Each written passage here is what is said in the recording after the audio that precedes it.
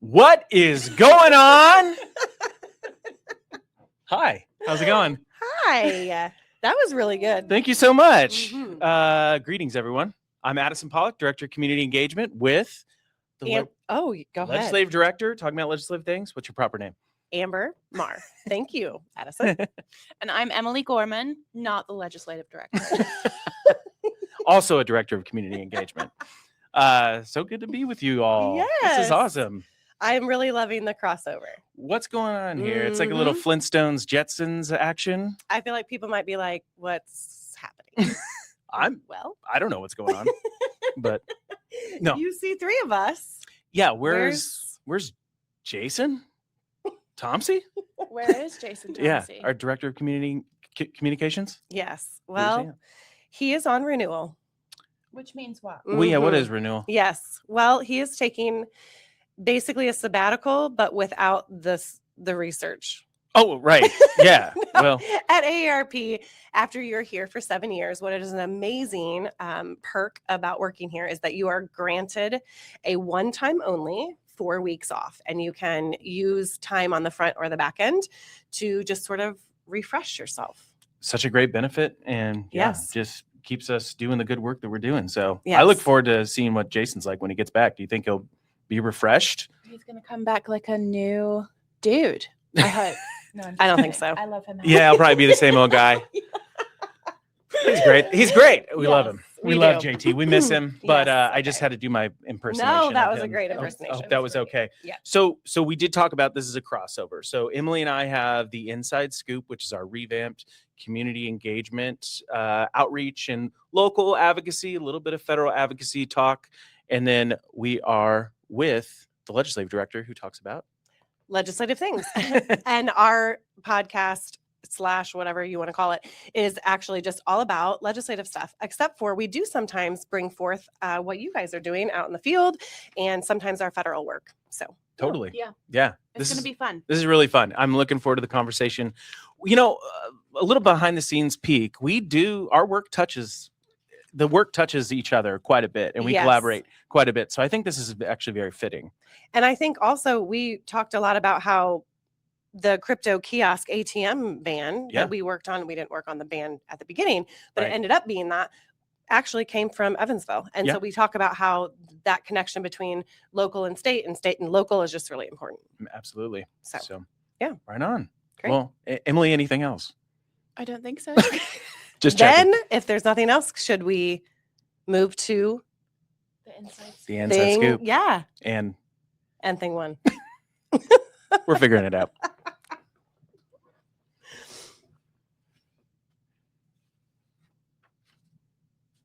Oh, I like that. That was great. Okay. So I remember you guys did, I think it was the last episode where you talked about the community challenge grants. While we're not going to, I forgot to say thing one, or maybe I already did, but thank you, I Anna. think you did. You Okay. said it. Well, today we just wanted to recap the program and then also have you guys sort of talk about some stats from the program and then highlight a couple of the winners, because since you guys did your show, the winners have been announced. Yeah. So please take it away. Yeah, I mean, we're super excited. Obviously, we did our episode in March, but wanted to share that now the applications are closed. We had our biggest year ever. And Yeah. so I think the goal going in was to do as many grants as we'd ever done before. But here in Indiana, we also kind of doubled the dollar amount that Yeah. we're giving away this year, as well as we doubled the amount of grants that we're giving away as well. Mhm. So Yeah. we were super excited. I don't know if you want to go through some of those numbers. Yeah, absolutely. So this is You can there's remember them off the top of your head. I might have to look at mine. I might have to look down. I know there's a 6-figure number in there somewhere. No, but this is the 10th year of this program. So it's a worthwhile occasion why we worthy occasion of the double the investments. 57 grants this year, or Yeah. I'm sorry, total 57 grants total. Since we started the Since we program. started the program, Yeah. for all 10 years. That is $8.3 million nationwide investment. But here in Indiana, we have invested over $500,000. So it's around $631,000, which is a lot of Yeah. money in communities of all shapes and sizes. Mhm. Bigger Yeah. cities, Indianapolis, Fort Wayne, Evansville, Gary, but also Lagodi, our, more rural friends, Jasonville. Yeah. We try and do a mix of urban and rural as well, which we have a lot of in Indiana. Absolutely. So this year we had 17 grants, and the total investment was nearly 160,000. So Yeah. it's Yeah. not small potatoes. No, it's huge. Big. But yeah, what are some of your favorites from this Oh. year? Yeah. So I was going to highlight one of my favorites. There's actually 2 grants, but it's one organization. So we had 2 applications from the YMCA of Vincennes, or YMCA Van Gogh is what they also go by. They submitted 2 applications that were just fantastic. We couldn't choose between them when we were reviewing. And one of them is to improve their public transit system and put some shelters for their bus riders and on their bus stops so that people can stay dry and out of the weather and things while they're waiting to get their transportation. And the other grant that they're getting is for $15,000 to do like an app that will help people schedule for a ride. So if you're in need of a ride, it will help connect you to the right organization, or from your organization to the transportation agency, so they can schedule your ride for you, and it's all in one place. And so it was just so well written. And we could see how it could happen by the end of the year, because these grants are like quick action, have to be completed by the end of the year. So total, the YMCA Van Gogh is getting $30,000 from the Community Challenge Grant Program this year. Awesome. And both of those grants, $15,000 each, were just fantastic. And we're really excited to be going out there to celebrate with them. Yeah. Next month, we're going to do a check presentation for them. And Big check. It's like a game show. It'll be yeah. Very excited about that. So that's my favorite. Oh, me? Okay.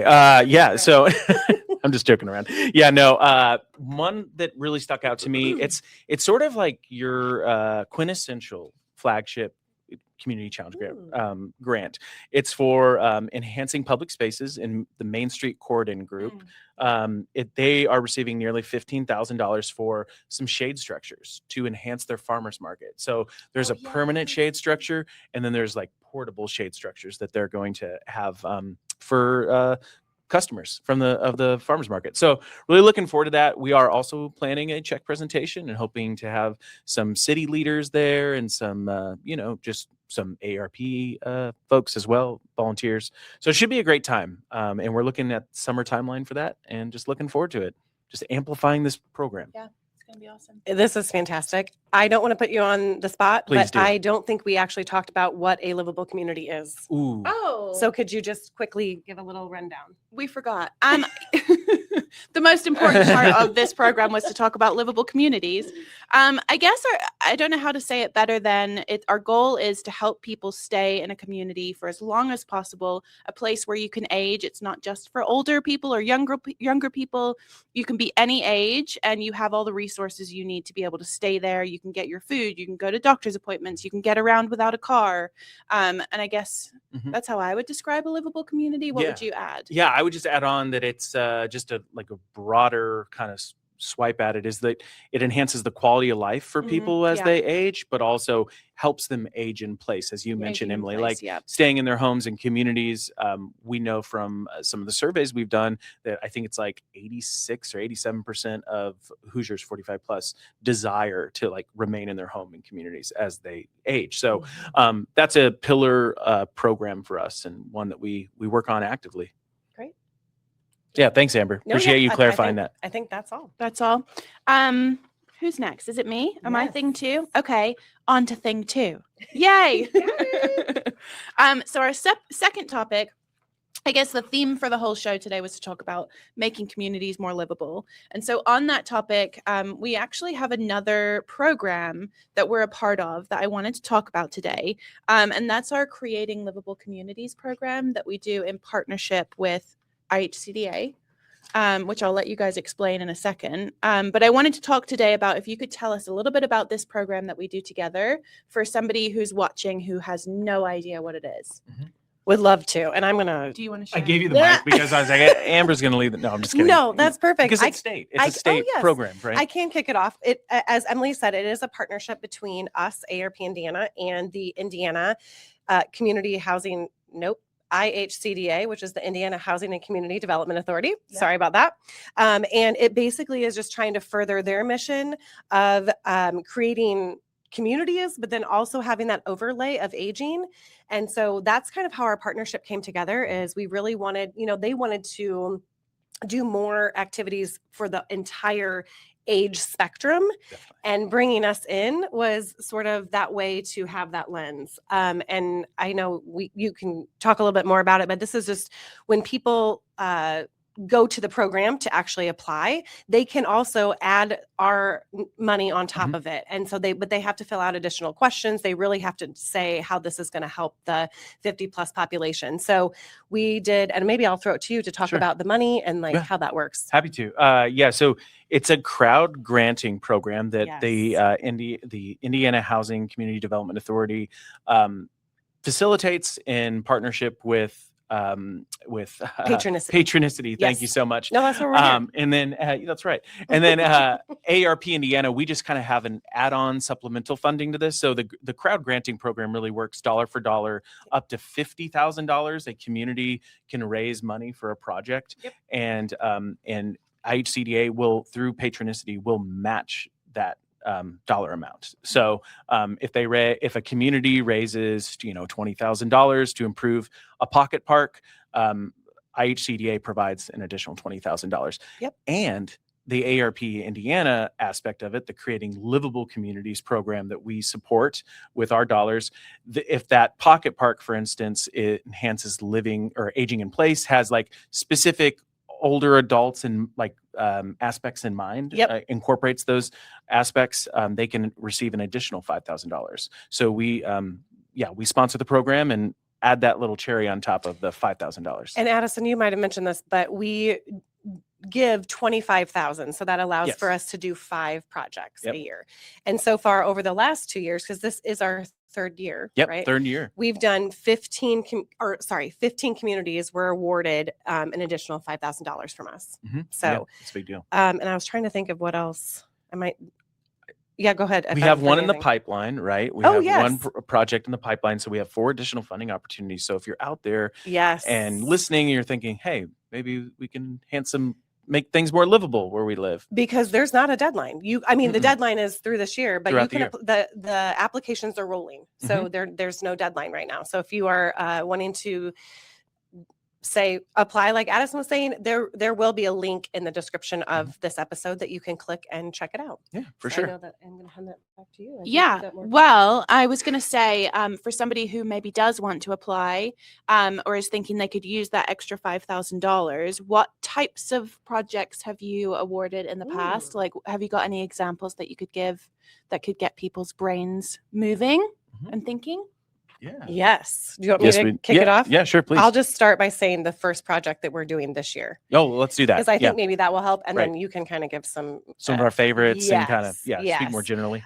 So our first project of 2026 is the Lagodi Senior Center renovation, where they're currently raising renovation funds to replace flooring, windows in the back room of the center, as well as make it more accessible and safer for aging Hoosiers. So far today, I believe, if I did my math correctly, they have 25 days left, and excuse me, they have raised $14,325 of the $14,000 of their goal. So they have already made their goal with 25 days left. And so I thought that was really neat. That's so cool. Yeah. Very cool. So on top of that, and kind of thinking about using those funds and how that project is going, Addison, can you give us a little rundown about maybe what other projects have looked like that we've done in the past? Yeah, a lot of them are focused around like place making, enhancing place. So one that comes to mind is the Tell City Regional Art Center, in which they transformed a blighted property at the corner of Tell and 12th Streets into like a vibrant entertainment, like outdoor green space, which is really cool. So kind of what we were talking about before, like the pocket park type aspect. Same with Montgomery Main Street. They have the Main Street Park, which they transformed a vacant gravel lot, which is in the downtown space, into this green space with like a mural and seating and just shade and just a more inviting environment. So that's really cool. We've also done some pickleball courts. You know, we do receive a lot of applications for pickleball courts. That, you know, we don't want it to be, you know, the pickleball grant, but at the same time, we got to acknowledge that it's a popular sport. Absolutely. So that was one in Napanee, which we helped create 6 pickleball courts. Pretty cool. Yeah. Well, thanks, guys. I think those are all the questions that I had, unless I missed any. Absolutely. Maybe you didn't say your favorite. Oh, I didn't plug the favorite. Yeah, I like sorry. this one. No, you're fine. I like this one. I actually have. Oh my gosh. Speaking of JT, we have this Investing in Hoosier Communities report, which is really great. It talks about the community challenge grants, every single one, as well as the Creating Livable Communities projects. But I was just, you know, thumbing through this last night and a little light reading. light reading, you know. But I like the Camden, Indiana had one called the Connecting Camden Infrastructure. They basically upgraded this community space to incorporate technology to have a, quote, global simulcast station, unquote, for cultural education, virtual speakers, even just helping, you know, adults with telehealth, you know, visits, and like students, and it, you know, help with their homework and assignments. So it's very intergenerational, which I thought was great. What about you? What's your favorite? I really don't want to pick one out of all of the ones that we've done. No, I'm just kidding. Uh-oh. I mean, you know, we love all of them. However, I will say our first one that we did was just kind of kicking off that feeling of getting the project going. And it was actually in Anderson, and it was the Anderson's Artist Alley. Yeah. And basically they turned sort of a really dark, kind of scary, blighted alleyway. I mean, I'm not going to lie. If I had tried to walk down that alley before they did this, it felt a little not Totally. okay. Yeah. But they turned it into an outdoor space featuring local artists. That's so And cool. I might have this wrong, but I think they change out the artwork yearly. I believe not? they do. Yeah. It is really cool. So, and we got to be there for their grand opening. We got to cut the ribbon. It was just really, really neat. That's Everyone special. was really excited. And then I will say one other quick one. Please. Yeah. In Wells County on the Wabash River, they did a paddle sports launch site. Yeah. I was really excited about it, just because, you know, we do. In my family, we do a lot of activity like that. And it was just, they developed a new paddle sport launch site on the Wabash River near the town of Veracruz. And that featured like a concrete ramp that allowed kayakers and paddle sport enthusiasts to safely access the water, or like an area for a put in or takeout activities. So I thought that was really neat. Right. I feel like a lot of projects have that access aspect to it, accessibility, like, you know, creating, breaking down the barriers for folks. Yep. So that was a really cool one to plug. Well, and also, I mean, I've been kayaking with Emily before, and there was not a load in. We've gone down some really interesting paths. We Real- have indeed. Well, thank you guys. I appreciate going through all of that. I also appreciate, I am not from Indiana, if you couldn't tell, and I get to learn all the pronunciations of all these different places whenever you go through it. So like, I had no idea it was Lagodi. Oh, yes. Oh, we've totally. That's a good one. Okay, it's you, AP. Yeah. And thing 3. All right. So let's talk about some local advocacy and state advocacy that's happening this summer. We recently hosted, AARP Indiana recently hosted virtual property tax forum in Marion County for Marion County viewers, residents. We had, you know, the treasurer on. We also had some state partners on, Accelerating Indiana Municipalities, AIM, the Indiana Association of Counties, which was really great, as well as Professor Emeritus with Purdue University, Larry DeBoer, who was fantastic. So it was really, really fantastic. You can check that out on our YouTube page. I'm sure there'll be a link on this post as well. But we have 3 more planned for this year. We have Mhm. one in Vanderburgh County, Lake County, and statewide. I talked about the guests, but can you tell us what is this event and what's the goal of this event series? Do you want to kick it off? Yeah. Well, I'll start, and then I'm going to hand it to Emily to sort of talk about some of the events. But we know that property taxes are extremely critical to the well-being of our communities. However, we also know that they can prevent individuals from staying in their homes and communities if they rise too high. And so during the 2025 session, the legislature passed SEA 1 that actually had, quite a bit of items in there about property taxes, whether that was sort of alleviating them, but then also placing a little bit more things on local communities. And so we really wanted to help Hoosiers understand the impact that this bill was going to have on them and their community and their property tax bill. And so we wanted, as Addison said, we joined with the Association of Indiana Counties and the Accelerate Indiana Municipalities and decided that this would be the best way to sort of get that information out there and just prep folks sort of what's coming down the pike. And do you want to talk a little bit about the upcoming programs? Yeah. So we actually tested this out last year on because we wanted to do it on a local level, like kind of helping people digest some of the really complex things that happen at the State House and bringing those down to the ground level and making them easier to understand and easier to follow. And so we tested this out last year in Allen County. And did a local property tax forum in Fort Wayne, and it was awesome. And we got incredible feedback from the community and our members that it was really important information, and the way that Larry and our partners broke down the information was just really easy to follow. And then this year, when we just did our Marion County one, we also added on having the treasurers come in and actually break down your property tax bill.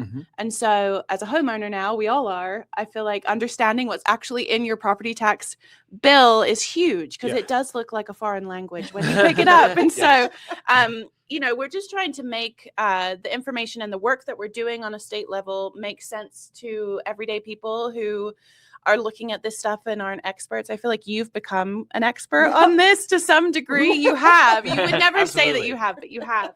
But for people who aren't living this every day, we're just hoping that we can make it a little easier to understand. So that's our goal. For sure. We always talk about AARP as a wise friend and fierce defender, and I feel like it's a perfect example of us being a wise friend to the public. Definitely. Agree. And I didn't say the dates, but Oh, do you yeah. want us to? Yeah. No, You want just to plug really- those really quickly? Absolutely. Vanderburgh County is on Wednesday, July 22nd at 3 p.m. Central Time. Lake County is Tuesday, August 18th at 3 p.m. Central Time. And then the statewide, which, since we started with statewide and then did all the local, we are hoping to then bookend it with another statewide one on Wednesday, September 16th at 3 p.m. Eastern Time. So cool. And the statewide one, if you don't live in one of those 4 counties that we're Yes. doing it in, the statewide one would definitely apply to you. I feel like the information in lots of them would overlap, but that statewide one is for everybody. It's a really good point. And there's some action happening at the General Assembly this summer, which kind of complements this conversation. So, Ambre, the General Assembly will hold its Fiscal Policy Interim Study Committee this summer.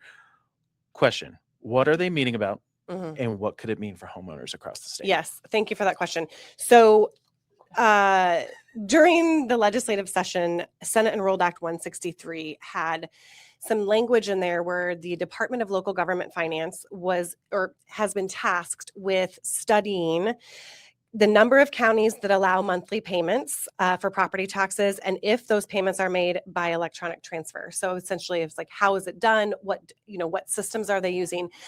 I think from our research, because we are very supportive of allowing individuals to be able to make their property taxes monthly, because that huge chunk every 6 months is sometimes really hard to take as a hit. And so if you can kind of go monthly, it gives you a little more flexibility on how to manage your finances. But this report will say what counties as well. We think there's 2 counties only that are currently doing that, and I think it's Marion County and Allen County. But Okay. this report that they're doing will also talk about that and the cost to what a program would look like if they put together one for all counties in Indiana. So this is really great, I think, because it will really bring to the forefront what we're not allowing, right? Because I think, again, monthly property taxes should be pretty easy to handle, and it doesn't fluctuate any tax burden onto anyone else. This is really just helping the homeowner. And so that topic is going to be studied, and as well as just other alternatives to the annual adjustment or trending process for property assessments. And so that's going to be a really large conversation too. But so far that has not been scheduled, but it will, it'll be probably in a month or 2, but we're going to be there. We're going to be listening and just trying to report back when we find out what they have to say. That's a great topic. It's a great development because it seems like it really aligns with AARP's policy on property tax law. And just, we know that property taxes, they fund a lot of a variety of things, not just schools, but EMS and firefighters. So, it's really important to have them, but we also know that people need relief as well, and options and I was to gonna navigate say, this particular policy by paying monthly is not only great for the homeowner because, like I said, it's easier for individuals to budget, but also it provides a more consistent cash flow for local governments. And so I think it's kind of a win-win on both sides. I love that. As long as the cost isn't astronomical to create a, program where everybody can sort of use to help their communities. But I think that, it doesn't transfer any burden to any other group. So this is really just sort of trying to help across the board. Yeah. Love it. Yeah. Awesome. And I don't know, did you have anything else to add to that? No, I don't Okay. think I can add anything to that conversation. Yeah, I barely could. Should we say it all at the same time? Oh, what? 1, 2, 3. In Closing. closing. I didn't know what we were saying on 3. Sorry. Okay. No, it was perfect. Just having some fun. Emily? Well, as this is our crossover episode, this is how Addison and I usually end our show. We have a little section at the end where we leave you with just the most important parts that you need to know and maybe like a little call to action. But I'll start with, you'll see on your screen, a couple of ways that you can stay in touch with us. The first one is you could become an AARP activist, which basically means you would be signing up to receive our advocacy emails, which are our free monthly newsletters and emails that have alerts on issues that we're working on. So, for example, property taxes, if we wanted you to get engaged on that topic to help us, you would get an email about that. So if you're interested in being that type of an AARP member, then you can scan that QR code and get involved and stay in the loop. The second one, you can sign up for our text alerts. So if you're somebody who has their phone in their hand at all times like I am, it's very handy to have the texting alerts. So you just would send a text to that number 22777 and type in join IN into the message field, and you get signed up for our text message alerts. And then the last one is just our general emails from AARP. So if you're wondering what events we have going on or what other resources we have available, you can scan that QR code and get signed up for our general emails. So we wanted to leave you with that info. Yeah. Perfect. Love it. Okay. Well, I'm glad now that you know how to stay connected with us. One of the things we talked about today was the Creating Livable Communities program. So definitely would encourage you to check out the website, which is on the IHCDA website, ihcda.gov. And so also will be listed. we'll link to it. In the description of the show today. Perfect. So you can see active projects, and you can kind of just familiarize yourself a little bit more. And if you think you have a project, definitely encourage you to apply. Yes. And it'd be wonderful. Absolutely. So I think that's all I have. Yeah, that's all we have for today. I loved it. This was really This was fun. really fun. We should do this more often. This is cool. I agree. I don't know how we're going to get 4 people at the table though once JT returns, I but think like we'd have True. to sit over there. Oh, okay. Sit over here. I yeah. don't know. Oh, Ooh. okay. That'd be weird. No, I don't No, know. Who just knows? We'll have to see. Talking sets over here. Yeah, so we're going to have to stay tuned for who knows what this will look like the next crossover episode. let's do it. All right. Later, Gators. And Bye. Then, wait, hold on. And then I'll do we'll see you on the next time of. I can't even do it. Yeah. The way JT Oh, I does mean it. either. But that was I'm the good. legislative director talking about legislative things. Can't do it. This is why I don't. This is why I don't do it. Okay. Thanks. Bye.